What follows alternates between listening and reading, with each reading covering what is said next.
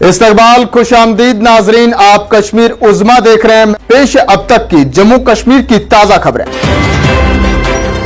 शुमारे में खबरों की शुरुआत बड़ी खबर से करेंगे। जम्मू कश्मीर की हदबंदी मुकम्मल होने और हल्कों की निशानदही के बाद मरकजी सरकार जम्मू कश्मीर में असेंबली इलेक्शन से कबल पंचायत इलेक्शन करने के मामले पर संजीदगी के साथ गौर कर रही है। नाज़रीन, साल 2023 के मार्च अप्रैल में जम्मू कश्मीर में पार्टी बुनियादों पर पंचायत इलेक्शन लड़ने के इम्कानात जाहिर किए जा रहे हैं। सियासी तजर्बाकारों के मुताबिक मरकजी सरकार खुसूसी दर्जा वापस लेने, तामीराती सरगर्मियों को अंजाम देने, रोजगार के मौके दस्तयाब रखने और बुनियादी सहूलियात के ज़मन में उठाए गए इकदामात के बाद राय दहांदगान की सियासी सोच का भी इस पंचायत इलेक्शन के दौरान जायजा लेने की कोशिश करेगी।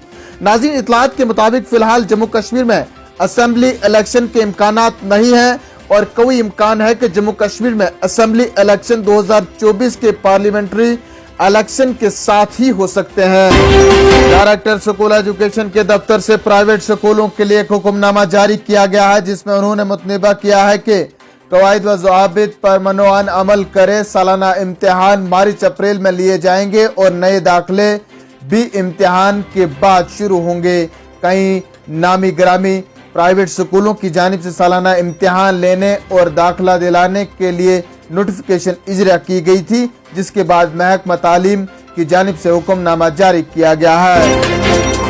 मरकजी वज़ीर दाखिला अमित शाह कहते हैं कि हमारी जमात सिर्फ इक़्तिदार के लिए इंतखाबात नहीं लड़ रही है, बल्कि मुल्क की तरक्की और सलामती के लिए इक़्तिदार में आना चाहती है। उन्होंने कहा कि मोदी जी की क़यादत में सरकार की वजह से मुल्क एक मजबूत दिफाई तौर पर उभर रहा है। हमने शिद्दत पसंदी को खत्म किया है और इसमें कोई भी समझौता नहीं किया जाएगा। उन्होंने कहा कि कश्मीर मिलिटेंसी के मुकम्मल खात्मे के लिए बीजेपी सरकार पुरअज़म है और कश्मीरी पंडितों की मुकम्मल हिफाजत सरकार की जिम्मेदारी है और इसके लिए कई तरह के इक़दामात उठाए जा चुके हैं।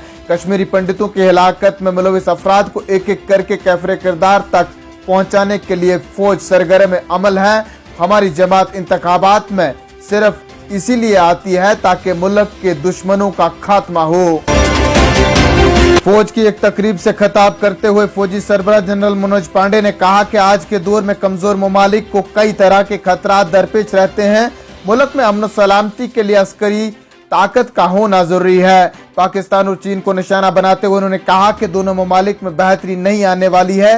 न पाकिस्तान कश्मीर पर अपने मौक़िफ़ से दस्तबरदार होगा और न ही चीन अपनी साजिशों से बाज आएगा। इसलिए हमें अपनी सलाहियतों को निखारना होगा। पाकिस्तान अस्करियत की सरपरस्ती करता रहेगा।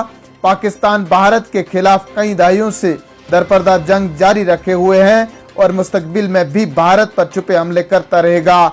इसीलिए इसने अपनी अस्करी सलाहियतों को जदीद टेक्नोलॉजी तैयारों से लैस किया है। ऐसे में हिंदुस्तानी फौज को भी सलाहियतों को तैयार करने की जरूरत है।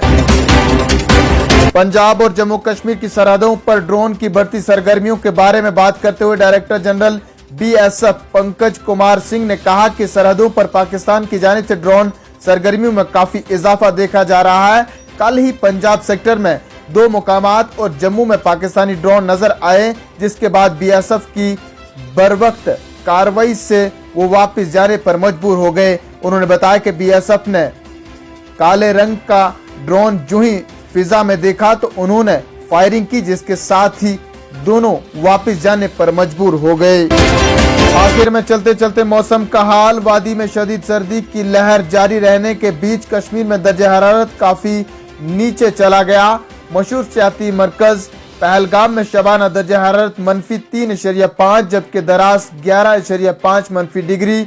इधर महकमा मौसमियात ने पहले ही आइंदा कुछ दिनों तक मौसम मजमूई तौर पर खुश्क रहने की पेशगोई करते हुए कहा है कि सर्दियों में मजीद इजाफा हो सकता है। इसी दौरान शदीद सर्दी की वजह से लोगों को शदीद मुश्किलात का सामना करना पड़ रहा है।